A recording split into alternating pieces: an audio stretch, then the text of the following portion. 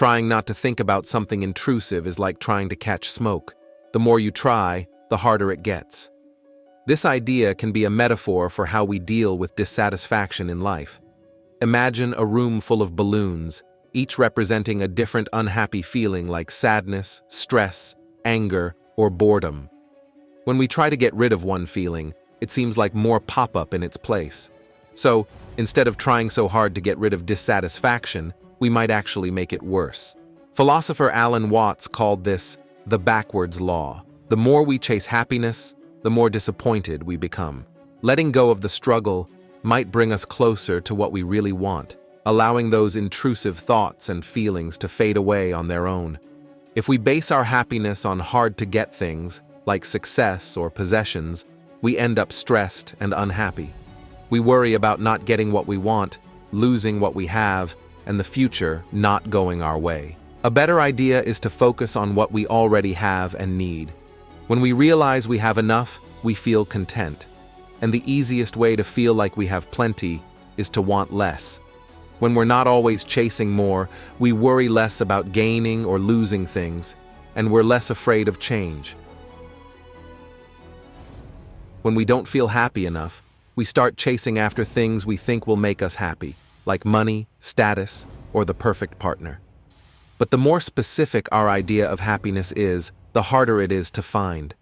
Imagine constantly working towards these goals, only to feel dissatisfied because something's always missing. And when we finally get what we want, we're scared to lose it because we think it's the key to our happiness. This kind of life is exhausting, right? Happiness becomes fragile when we tie it to things that can easily change. For example, someone who wants a perfect life with a perfect house, family, job, and friends. If just one thing isn't perfect, their happiness crumbles. The more we feel we need to be happy, the less happy we are. And the more we want, the less we feel like we have. So, if we need less from the world, we'll feel more abundant. What's enough varies from person to person and can change over time. For example, in college, just having money for food and parties might be enough, but later in our careers, we might want more. The good news is, we can change how much we think is enough, and the less we need, the easier it is to feel satisfied. We're also less bothered by changes in the world, because what we have plenty of isn't easily affected. For instance, the oceans have stayed constant despite the Earth's changes. Imagine someone who's happy with the basics, like food, shelter, and a few friends. Their happiness depends on abundant things, so it's easy to keep. It's hard to make them unhappy because what's abundant is always available, unlike what's scarce. When we need less, we're in a better place, but it's natural to have desires as humans. We just need to control them so we don't feel like we're always lacking. Epicurus said, "To make someone happy, don't give them more stuff, but help them want less." People often focus on what they want instead of what they already have. But by doing this, we miss out on feeling content with what we already possess and end up feeling unfulfilled. The things we already have can easily bring us joy. After all, what's easier to enjoy than what's already ours? When we don't appreciate what we have, we're always searching for something more, which can lead to dissatisfaction. But if we shift our focus to what we do have, happiness becomes more accessible. Being thankful for what we have makes it seem more valuable. For instance, some people might think their homes are too small, old, or not pretty enough. But they could also see the positives.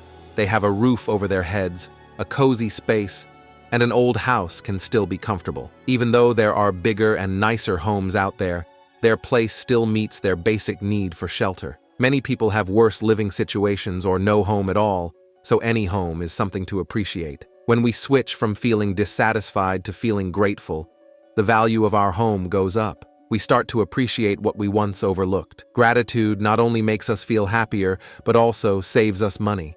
If we had given in to the desire for a new house, we might have ended up just as satisfied in the end, but at a much higher cost. Our needs come with a cost. Generally, things that are plentiful are cheaper, and things that are rare are more expensive. It's usually easier to get something affordable than something fancy, but how hard it is to get something depends on our situation. For example, a rich person can easily buy an expensive watch, while a poor person might have to save for years, trying not to think about. So, when we decide what we need, we should think about what it costs us. Philosopher Henry David Thoreau said, "The price of anything is the amount of life you exchange for it." When we want something, we should ask ourselves how much time and effort it will take to get it, and how that might affect our health. If something doesn't take much of our time and energy, it's cheap. If it takes a lot, it's expensive. Focusing on needs that are easy and cheap to fulfill makes us feel abundant. This abundance can come from having plenty of resources or from not needing much of our time and energy to fulfill those needs. Taking on a big mortgage might not be a good idea if it means we have to work really hard for it. Even if we get our dream house, the cost might outweigh the benefit in the end. Being in debt, whether it's owing money or always wanting more, can make us anxious. Our mind acts like a demanding lender, constantly reminding us of what we desire. Each new desire adds to our mental debt, making us feel like we owe it to ourselves to fulfill them. Simple needs like hunger or tiredness are easy to satisfy, but long-term desires that we think will make us happy can be tough to deal with. They leave us feeling empty until we achieve them, like wishing for someone's love. If we keep hoping for something that might never happen, we're stuck in a cycle of unhappiness. Hope isn't always the best path to happiness. Instead of pinning all our happiness on future dreams, especially ones that might take a while to come true, we could try finding joy in the present moment. Enjoying what we have now doesn't mean giving up on our long-term goals. It means appreciating the small things and not relying solely on big achievements for happiness. We can find contentment in simple things that are all around us. But to do that, we might need to control our desire for more. Essentially, there are two ways to feel fulfilled. One is by getting more of what we want, but that depends on things we can't always control. The other way is by wanting less and appreciating what we already have.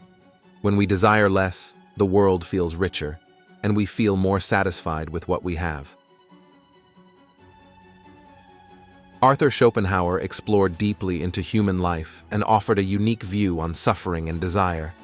He said that humans are guided by a strong force called the will to live, which pushes us to keep seeking fulfillment without clear direction.